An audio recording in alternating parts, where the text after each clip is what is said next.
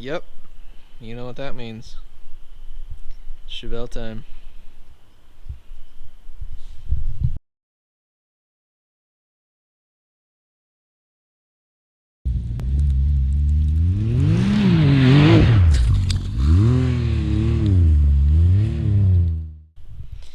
So guys, we are back with the Chevelle. As you can see, it's got a nice new windshield in here. You can actually see through it now, so that's cool. There is a decent amount of rust underneath this trim piece. If you are following the page on Facebook and Instagram, you would have seen that. We did the right thing. Slapped the windshield back in it, put the trim piece back on. Perfect. Like nothing ever happened. So we got some stuff for this today. I know a lot of you guys have been interested to see some updates on this, and we got them today. So this morning, went and picked this up. Does have a couple little rips in it, but it was a lot cheaper and a lot easier than recovering the bench that came out of this car. So we'll be slapping that in today, getting rid of the Challenger seats.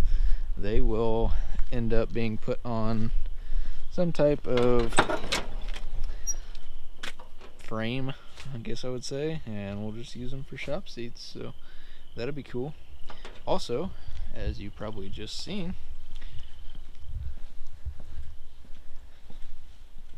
got a transmission for it. So finally going to deal with the third and reverse issue that the car has. So we're going to throw this in, and hopefully that'll take care of everything. This come from a buddy of mine. Came out of his El Camino. He upgraded to a Turbo 400 that's basically built for a lot more horsepower. This is pretty much just a stock rebuild. He said has a couple thousand miles on it. Should be pretty much good to go. So that's pretty cool. But we're just gonna get right into it, get this stuff going, and imagine first off we'll just rip these seats out of there because it'll be easier, a little more rewarding, get my motivation up, I suppose. So just jump right to that. Oh, been about a whole 5 minutes. First one's out. Move on with the next one. While these are out, we'll probably vacuum all this back out again. It's just kind of dirty from changing the windshield and all that stuff. So vacuum that back out. We might clean up some back there, throw the new seat in, and then we'll head underneath. That one's out. Went ahead and took all the wiring out that I had for the power part, and we'll get that other seat in there. And just like that, there is number 2. So we're gonna get the shop vac, clean this out. Really didn't think there was any need to show you that process. It's literally only 8 bolts. So we'll shop vac that out. We'll get this new one set in there and cut back to it again.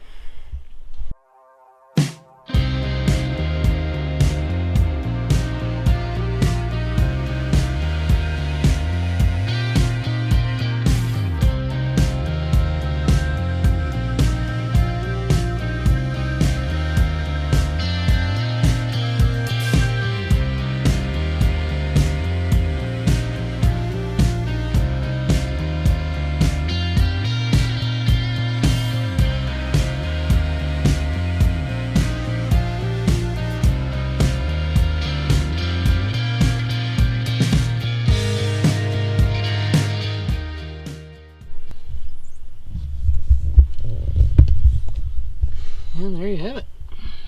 Perfect. Now, better. Lots. So, let's go ahead and manhandle that seat over here, get it set in, and go from there.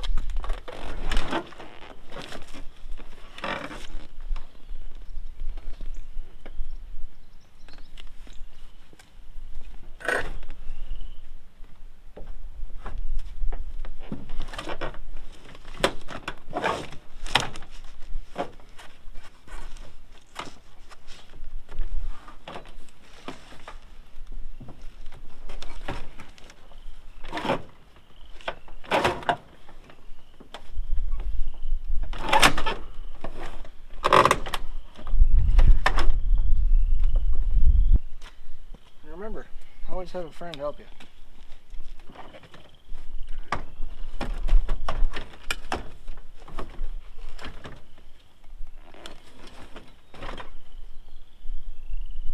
Getting close.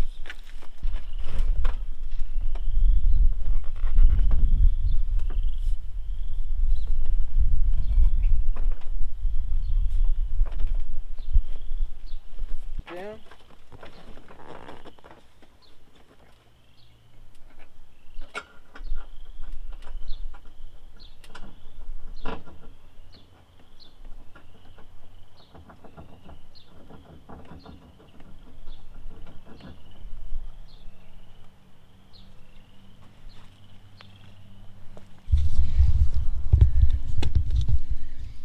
We got that first one started, so I'm just gonna run around, put all the bolts in, and then that'll be done.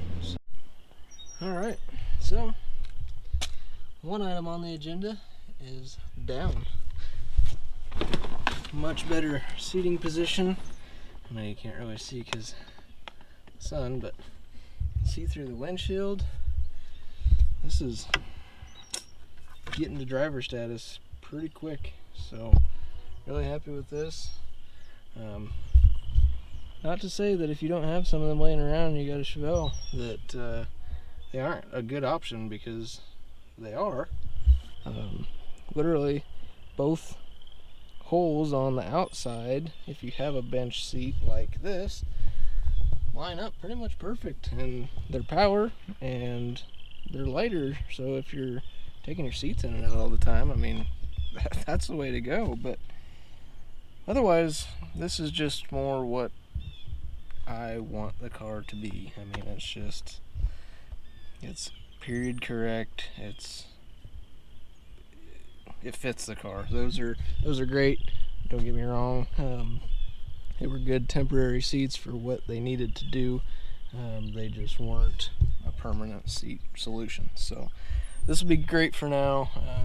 Like I said, someday we'll probably recover it, but that'll be quite a while from now. So we're gonna jack this thing up and get right to doing the transmission, and we'll see you in a second.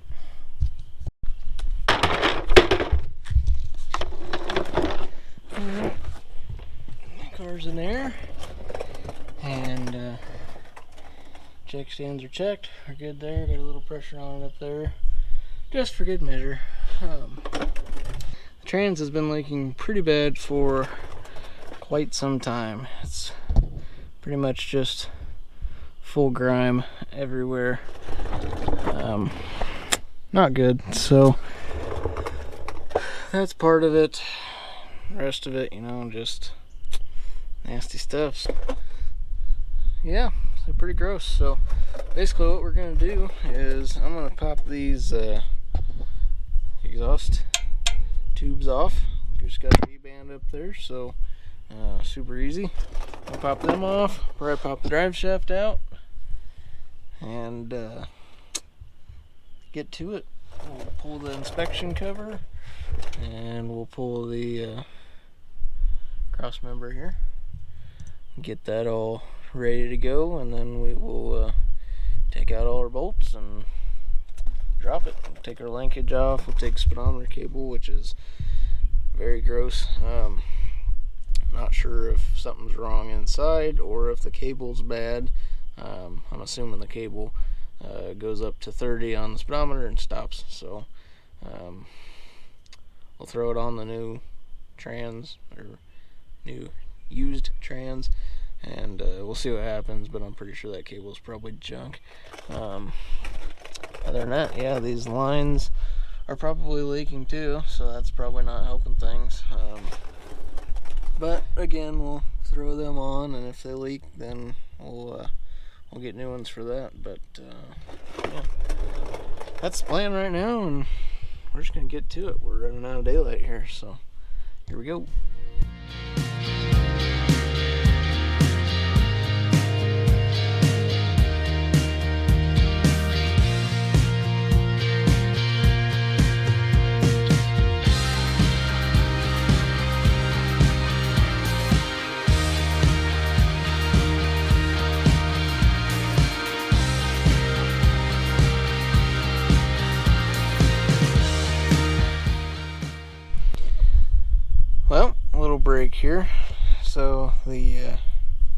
torque converter's loose. As you can see, there is mouse house just everywhere in this thing, even right there.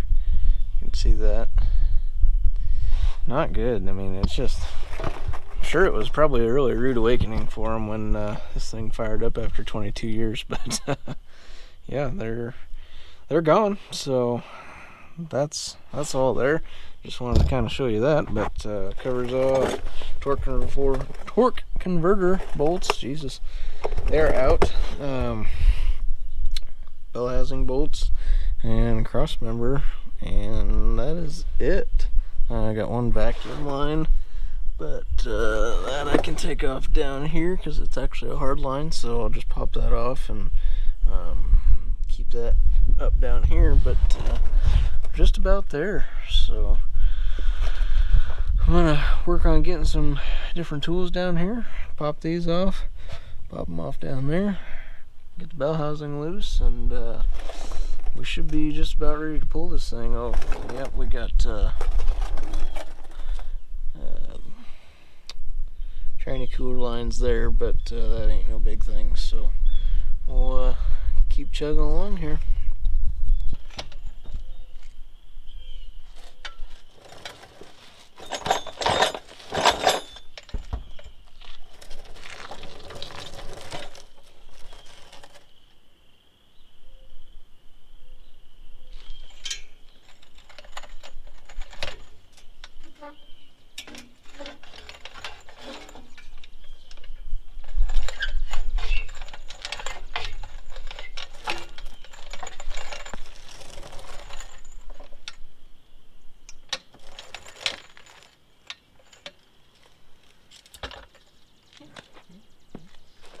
Like a glove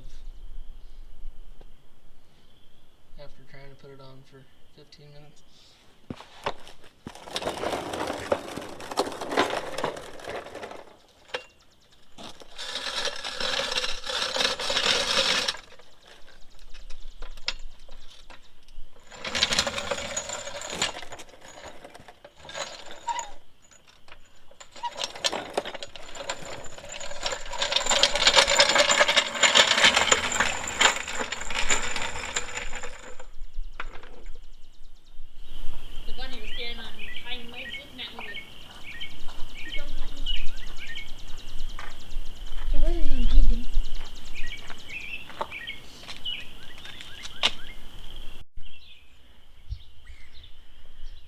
And there it is, guys. Transmission is out, as you've seen, sitting in there. So sometime this week we will get that one put in, all buttoned up, and we'll go drive it. But run out of daylight. I gotta work tomorrow. I want to get this edited for you guys and out to you. So when you see this, it'll probably be the next day, next morning sometime.